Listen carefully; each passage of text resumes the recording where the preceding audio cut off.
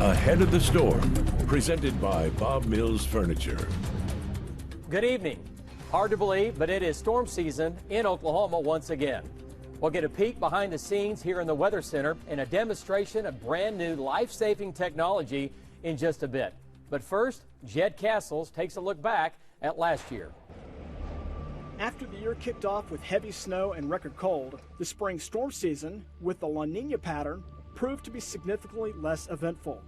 March 16th, a tornado touched down briefly in Hobart. And Val had it live on the air right here on News 9. Man, these guys and gals know how to hunt down tornadoes, don't they? This is absolutely devastating for the city of Norman right now, David. Then a terrible hailstorm in Norman caused catastrophic damage, creating tennis to baseball-sized hail and winds to 80 miles per hour. This caused millions of dollars worth of damage to the homes and vehicles. Windows have been busted out of this store. Our spring tornado season had only 20 tornadoes, way below average. However, when the fall season rolled around, we more than made up for it. October had a record 34 tornadoes. On October 10th alone, 18 tornadoes touched down, then 2 days later. There's the tornado right there. There's a tornado. It's on the ground right now. It's going to be doing damage now. A tornado touched down in Clinton, hitting the town's airport. On October 14th, no tornadoes, but a severe thunderstorm caused hail and damaging winds up over 100 miles per hour on the south sides of the Oklahoma City metro. This is a roof from another building that's been peeled off. Thanks, Jed. Even if it's not a tornado, flooding, or hail, Oklahoma wind can be very dangerous. Just ask our storm trackers, Val and Amy, and Jeremy and Ramey, who last year on September 17th were just a few miles apart when a thunderstorm collapsed on top of both of them, producing winds of over 100 miles per hour. Wow. Hey, I bet our anemometer's toast. Listen, Ramey, you need to come closer to me because I can feel the pressure on the doors. Literally, you can feel the doors flexing from the wind. And Ramey looked over at me, and about the time she did, that back quarter glass out of the truck, it broke. I just turned my head, and it would have hit me in the face, but thank goodness I turned my head and it hit me. We lost all of our windows. And her hair was just, ooh. And really, the whole truck was like a wind tunnel at that point. And we had glass, hail, and we was just getting flooded and swamped with rain. We're getting beat up pretty rough. Throw more windows busted out. Have no window. I told Val, I said, Val, you ready? You fixing to lose some windows. I was thinking, well, there's no way it's going to blow our window out, you know? I mean, we've done this so many times. How's that going to happen? Look at that, David, look at that. Oh, man. Okay. Hey, our back window got blown out. We got problems. When she screams like that, I know something's crazy's happening. I feel this rush of rain and spray and hail just coming through the truck. And I'm like, does she got her window down? I was fixing to tell her to roll your window up.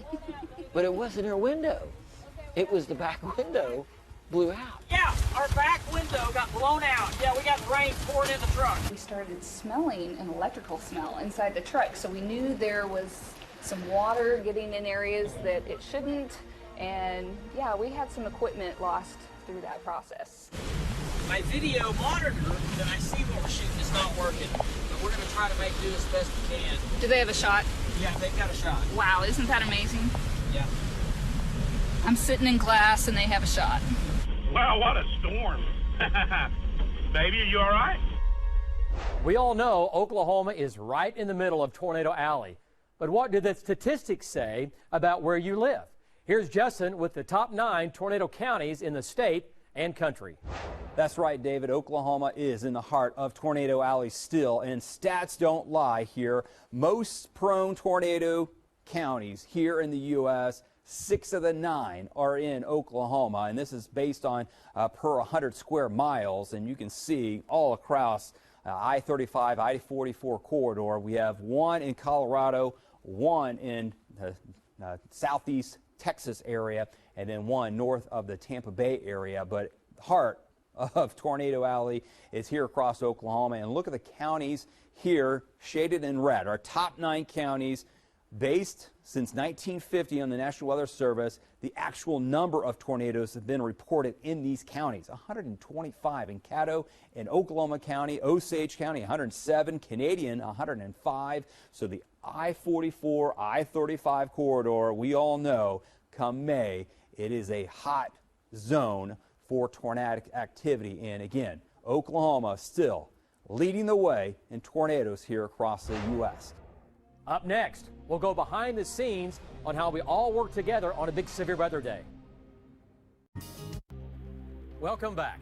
Here at News 9, we have the best equipment and the largest staff to keep you safe during storms. And our team, well, just keeps growing. Here's Cassie to break it down by the numbers. Well, we are very lucky at News 9 to have an unlimited number of resources, it seems like. And we obviously have our 1 million watt live radar. No one else in the state can say that. We have 20 storm trackers. We can actually borrow our storm trackers from our sister station in Tulsa. We also have 2 helicopters. In fact, the fastest ENG helicopter in the state. That's electronic news gathering. And we also have 7 meteorologists. We actually added 2 new ones this year. Oklahoma temperatures are already in the upper 60s. Andrew Adams is our weekend morning meteorologist. He grew up in the Fort Worth area and worked in Topeka, Kansas before spending a couple of years in Fort Myers, Florida. A completely different climate, completely different people who were very nice, but just a big kind of culture shock for me. Covering hurricanes provided a new challenge, but when the opportunity to work for the station he watched all through college at OU, he jumped at the chance. It was News 9, and it was David Payne posting it, and it was just something I couldn't not at least reach out for. Hannah Scholl is an OU Sooner, although she grew up in Annapolis, Maryland. My love of weather started when Hurricane Isabel hit the East Coast in 2003. So in 2003, I was like 5. I didn't really know what was going on, but I knew that whatever was happening was really cool. Whether it's snow, ice, wind, or rain, she uses her knowledge of the weather to help drivers during their morning commute. And now here's a look behind the scenes on how we all work together on severe weather days. Today it's been fairly quiet because David is just zoomed in on all the data and everything. The rest of us are also looking at data, and then eventually the trackers call in and we're telling them where to go and make sure they're in position and ready for the 4 o'clock show. Becoming unstable now in southwestern Oklahoma. It can get pretty busy, but initially it's very quiet because we're all just looking at all the latest data so we can get our graphics together. It's still quiet. There's going to be a tornado threat. It's pretty low. We're going to have a lot of storms covering really a lot of real estate. When the first storm starts to fire, we all get a little bit more amped up. We're all, getting into our positions. We've got David, he's obviously goes to the wall, and Lacey and I go in the weather center. Main role is to drive radar for David when he's on the wall. So he doesn't have any clicker or anything like that or a way to move radar around, so I'm moving it for him, but also monitoring all the different computers to this half, and then Cassie takes kind of that half, and we're watching every storm in the state. And of course we have Justin Rudisell, who is actually managing storm trackers and talking to them on the Getner and relaying information back and forth with them. I watch the radar, I see their navigation system, and I help them, kind of track the storms, what the radar is looking like, how the storms are moving, if there's big hail, if there's a tornadic threat. And then when David's on air, he'll call for them, and then I'll punch them up here on this board so they can go on air. Look at Jim Schott. Oh my gosh, look at Jim Schott. Wow.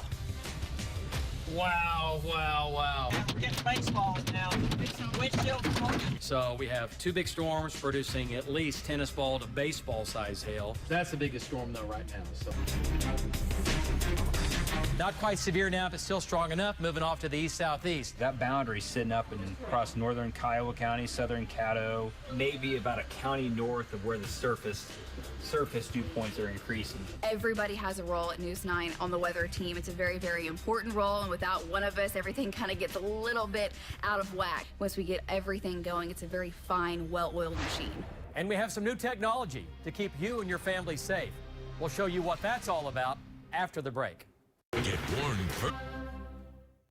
Welcome back, everyone. All right, it's that time for my spring forecast. And you know what? This time of year, oh man, we can have all kinds of crazy, nutty weather here in Oklahoma. Last spring, we had the La Nina underway, where the water temperatures down here are cooler than average, and that plays a key role in our weather up into North America and really across the globe. Severe weather often sets up to our east. We're still going to have severe weather here, but cooler than average temperatures to our north, but really a good chunk of the country will be warmer than average. So this is the way it looks right now. We're talking about temperatures for this upcoming spring. Above average for all the states here in yellow. That will include all of eastern and northeastern Oklahoma, but much above average on the temperatures for a good chunk of the state. All right, central, southern, all of western Oklahoma. The bottom line is it will be a warm, warm spring. Precipitation-wise, we're looking at above average precipitation, or just simply wet and really wet off to our east, really dry off to our west, and I think those dry conditions are still going to hang tough with the drought across western Oklahoma, and then just average precipitation elsewhere, okay? So it looks like this as far as tornadoes, hail, and flooding. I think really the worst of spring is going to be from eastern Oklahoma, points north and east. Less severe weather across western Oklahoma into the Oklahoma and Texas panhandles. And I think for northern, central, and southern Oklahoma, just an average spring, an average number of hailstorms and tornadoes and things like that. But less severe weather there, more severe weather again into eastern Oklahoma. So my spring forecast, just to kind of sum it up here for you, above normal temperatures, average to below average precipitation, okay? Tornadoes, I think below average to average overall, a little more active again, I think, in eastern Oklahoma. And the drought, it does continue, especially in the west. We're still going to have severe weather. I think it's a bigger spring than what we had last spring, but again, it only takes 1 or 2 days to really mess things up for us. Don't forget, you can see my full spring forecast on the News 9 app or at news9.com. Now to some new technology we will be using this spring. Lacey?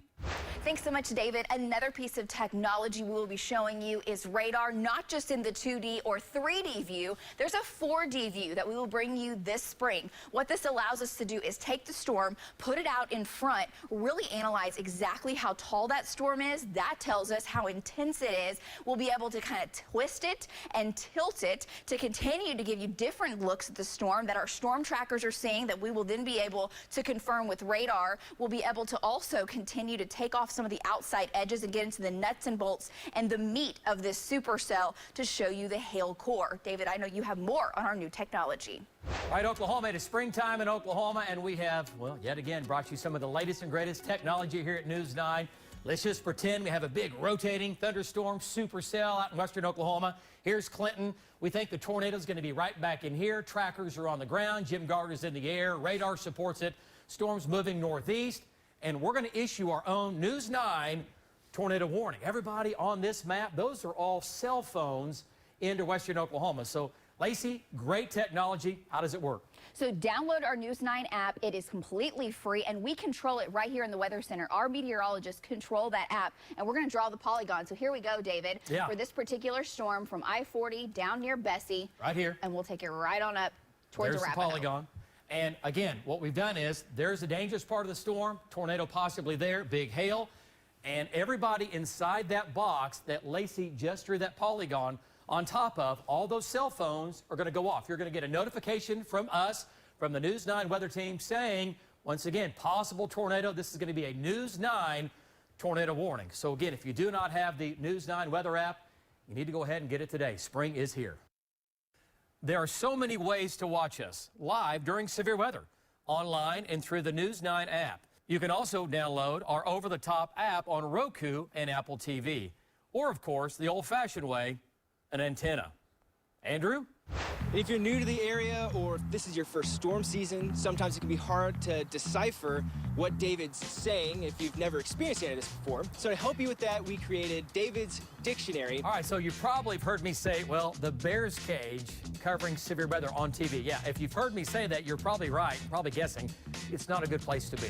What is a bear's cage? A bear's cage. I've only seen that at the zoo, right before it lightens. Before the lightning strike. In the middle of the storm. All right, so here's the deal. Here's what the bear's cage is, right? Where we're talking about the weather. We have a big rotating thunderstorm. We have a very strong and deep mesocyclone. And what happens is that rain will wrap around that area of circulation where the tornado possibly could be. So you're looking at the storm. This is the left side. That's the right side. We have rain wrapping around the mesocyclone.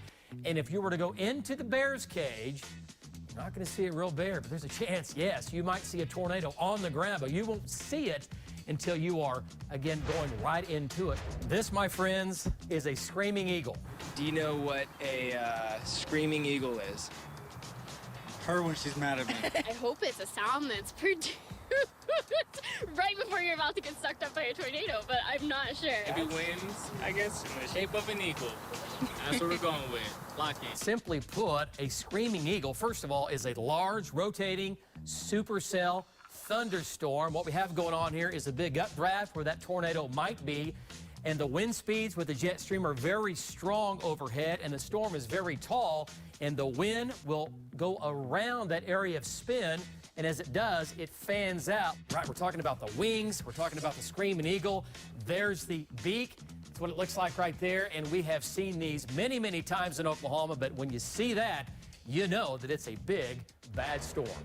Well, not exactly what you would think would be related to weather, but yeah, we're talking about what? The whale's mouth. What is that? The big top of the tornado. Great, I'll go with that. I'll go with that. It is not that. You get like engulfed in something. Is it the radar part where it looks open? It is not. All right, so here's what it is, talking about the whale's mouth and how it forms. You have a thunderstorm that sometimes can be, well, collapsing or beginning to weaken just a bit. That rain-cooled air slides one direction. At the same time, warm, moist air is being forced up and over, right, the cold, dense air, and you get a cloud that looks like that. Looks like a big whale's mouth opening up. And inside of that, and on the lip of that, you can have damaging winds and hail, but a cool shot. We see this a lot in Oklahoma. That's why I mention it quite often during our spring and summertime storms. And now you know what David's talking about. David, back to you. You know, sometimes storm days can be a lot more exciting, well, if you're about ready to give birth. A lot more on this coming up after the break. In case you haven't noticed, one of our meteorologists is expecting a child, and all I ask is, you're not going to have the baby during a big storm, right? I mean, that's not a chance. It's actually a big chance, and I think we'll probably have tarps in the Weather Center. But I did research, and there is a higher likelihood of having a baby during a storm. That's 6-year-old Ollie, there in the peach shirt. Friends joke, though, his parents should have named him Stormy or even Carson or Diesel, all because of the way he came into this world. August 22nd, 2015. Showers and thunderstorms really have blown up. Mom Emily had began having contractions overnight, but since this was her third pregnancy, she wasn't that concerned. Still that morning, since the contractions were getting stronger and Emily lived 30 minutes from the hospital, she and her husband decided to drop her other 2 kids with her parents and head to the hospital. They weren't 3 to 5 minutes apart, so we weren't concerned that much, and we visited for a little bit. We weren't rushing or anything. But then we looked out the window and we could tell it was getting kind of ominous and dark. And so we're like, well, we better go before the weather comes in. As soon as we go out to the car and get in the car, a big gust of wind blows and a branch falls on my parents' tree. And we're like, okay, let's get going. As soon as that storm hit, Emily's contractions started coming faster and stronger. About halfway to the hospital, she called 911. Right after I called 911, my water broke immediately. The 911 dispatcher told them to pull over. She handed the phone to her husband. So were you feeling the urge to push? Yes, and I was doing everything I could to not push. I kept saying, this is not happening, this is not happening. And he kept saying, they're telling me to pull over. And I said, do not pull over, just keep driving. And when I said, okay, he's crowning, he pulled over. Approximately 10 minutes after the storm hit, Ollie was born. And I said, I'm not going to be on TV, am I? And they said, well, not if you don't want to. Like, it's up to you. And so I guess 6 years later, I'm ready to talk about it. Although Emily's story of giving birth on the side of the road is pretty uncommon, apparently going into labor during a storm isn't. When I asked for similar stories on my Facebook page, I received hundreds of responses, many who had their water break right as the storm hit, one who had to travel from North OKC to Norman behind a severe storm producing 80-mile-per-hour winds, only to get to the hospital and realize they didn't have power, and she had to deliver in the middle of the summer with no AC. But I wanted a medical opinion, so I talked to my doctor, who says anyone who works in labor and delivery sees it happen. These storms that roll through very quickly, oftentimes with a significant pressure drop, and they come into labor and delivery and say, well, I was sitting at home and my water broke, or I was laying in bed and my water broke. He says it's caused by the quick change in barometric pressure. Bag of water is like a balloon. And as someone gets closer to term, closer to labor, that those membranes get a little weaker.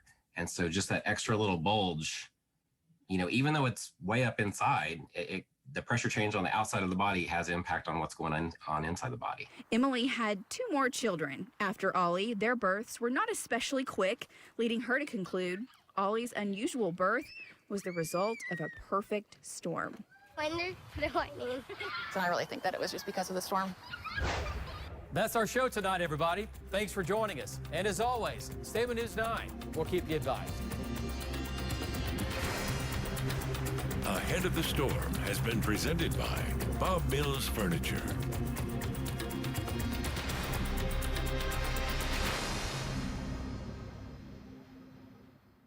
All the years of study, all the miles on all the roads, all of the science, all the technology, all the hours, all the skill, all the danger. When it all comes down to it, it's all about the warning. And the team from the locally owned station does it better than anyone else. News 9 tornado warning. News 9 tornado warning. Get warned first from David Payne and his team. Only on Oklahoma's own News 9.